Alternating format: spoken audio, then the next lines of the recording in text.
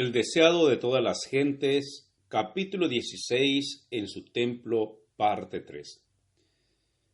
No quisieron arrepentirse. Sabían que se había despertado la simpatía de Cristo hacia los pobres. Sabían que ellos habían sido culpables de extorsión en su trato con la gente.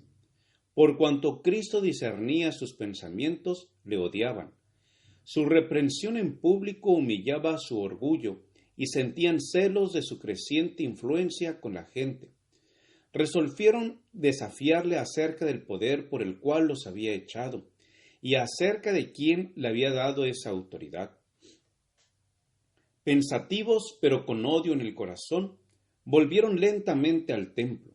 Pero, ¿qué cambio se había verificado durante su ausencia? Cuando ellos huyeron, los pobres quedaron atrás, y éstos estaban ahora mirando a Jesús, cuyo rostro expresaba su amor y simpatía. Con lágrimas en los ojos, decía a los temblorosos que le rodeaban: «No temáis, yo os libraré y vosotros me glorificaréis. Por esta causa he venido al mundo». La gente se agolpaba en la presencia de Cristo con súplicas urgentes y lastimeras, diciendo: «Maestro, bendíceme». Su oído atendía a cada clamor. Con una compasión que superaba la de una madre, se inclinaba hacia los pequeñuelos que sufrían. Todos recibían atención. Cada uno quedaba sano de cualquier enfermedad que tuviera. Los mudos abrían sus labios en alabanza. Los ciegos contemplaban el rostro de su sanador. El corazón de los dolientes era alegrado. Mientras los sacerdotes y oficiales del templo presenciaban esta obra, qué revelación fueron para ellos los sonidos que llegaban a sus oídos. Los concurrentes relataban la historia del dolor que habían sufrido, de sus esperanzas frustradas, de los días penosos y de las noches de insomnio, y de cómo, cuando parecía haberse apagado la última chispa de esperanza, Cristo los había sanado. La carga era muy pesada, decía uno, pero he encontrado un ayudador. Es el Cristo de Dios y dedicaré mi vida a su servicio. Había padres que decían a sus hijos: Él salvó vuestra vida, alzad vuestras voces y alabadle. Las voces de niños y jóvenes, de padres y madres, de amigos y espectadores se unían en agradecimiento y alabanza. La esperanza y la alegría llenaban los corazones. La paz embargaba los ánimos. Estaban sanos de alma y cuerpo, y volvieron a sus casas proclamando por doquiera el amor sin par de Jesús. En ocasión de la crucifixión de Cristo, los que habían sido sanados no se unieron con la turba para proclamar: «Crucifícale, crucifícale». Sus simpatías acompañaban a Jesús, porque habían sentido su gran simpatía y su poder admirable. Le conocían como su Salvador, porque Él les había dado salud del cuerpo y del alma. Escucharon la predicación de los apóstoles y la entrada de la palabra de Dios en su corazón les dio entendimiento. Llegaron a ser agentes de la misericordia de Dios e instrumentos de su salvación. Los que habían huido del atrio del templo volvieron poco a poco después de un tiempo. Habían dominado parcialmente el pánico que se había apoderado de ellos, pero sus rostros expresaban irresolución y timidez. Miraban con asombro las obras de Jesús y quedaron convencidas de que en él se cumplían las profecías concernientes al Mesías. El pecado de la profanación del templo incumbía en gran medida a los sacerdotes. Por arreglo suyo, el atrio había sido transformado en un mercado. La gente era comparativamente inocente. Había quedado impresionada por la autoridad divina de Jesús, pero consideraban suprema la influencia de los sacerdotes y gobernantes. Estos miraban la misión de Cristo como una innovación y ponían en duda su derecho a intervenir en lo que había sido permitido por las autoridades del templo. Se ofendieron porque el tráfico había sido interrumpido y ahogaron las convicciones del Espíritu Santo.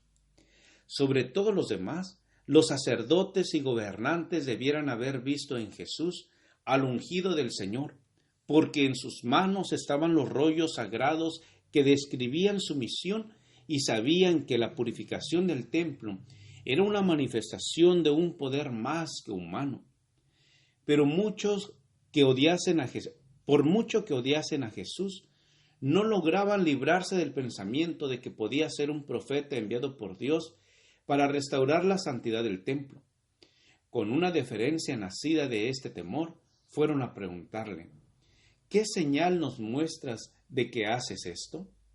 Jesús les había mostrado una señal.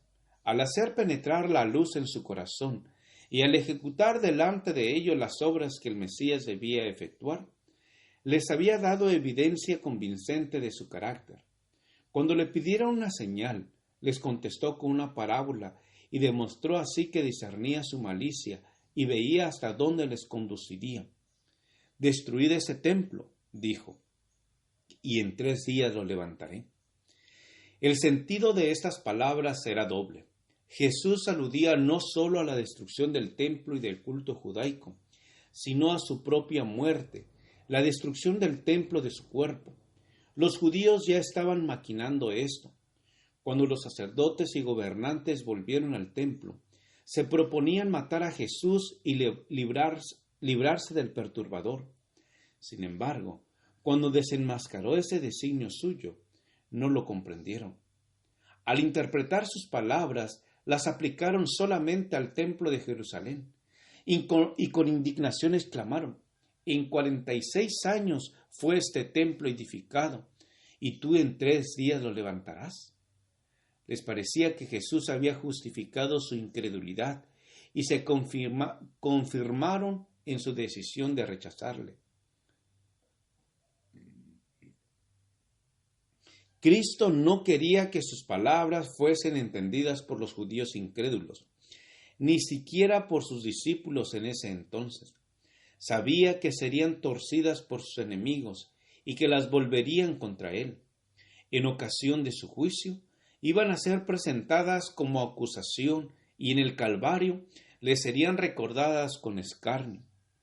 Pero el explicarlas ahora habría dado a sus discípulos un conocimiento de sus sufrimientos y les habría impuesto un pesar que no estaban capacitados para soportar. Una explicación habría revelado prematuramente a los judíos el resultado de su perjuicio e incredulidad. Ya habían entrado en una senda que iban a seguir constantemente hasta que le llevaran como un cordero al matadero. Estas palabras de Cristo fueron pronunciadas por causa de aquellos que iban a creer en él. Sabía que serían repetidas, siendo pronunciadas en ocasión de la Pascua. Llegarían a los oídos de millares de personas y serían llevadas a todas partes del mundo. Después que hubiese resucitado de los muertos, su significado quedaría aclarado. Para muchos sería evidencia concluyente de su divinidad. A causa de sus tinieblas espirituales, aún los discípulos de Jesús dejaron con frecuencia de comprender sus lecciones, pero muchas de esas lecciones les fueron aclaradas por los sucesos subsiguientes. Cuando ya no andaban con ellos, sus palabras sostenían sus corazones. Con referencia al templo de Jerusalén, las palabras del Salvador: «Destruid este templo, y en 3 días lo levantaré», tenían un significado más profundo que el percibido por los oyentes. Cristo era el fundamento y la vida del templo. Sus servicios eran típicos del sacrificio del Hijo de Dios. El sacerdocio había sido establecido para representar el carácter y la obra mediadora de Cristo. Todo el plan del culto de los sacrificios era una predicción de la muerte del Salvador para redimir al mundo. No habría eficacia en estas ofrendas cuando el gran suceso del cual señalaron durante siglos fuese consumado. Gracias por escuchar este audio. Te invito a escuchar la siguiente parte. Jehová te bendiga y te guarde. Con aprecio, Pastor Juan Manuel Flores Espinosa.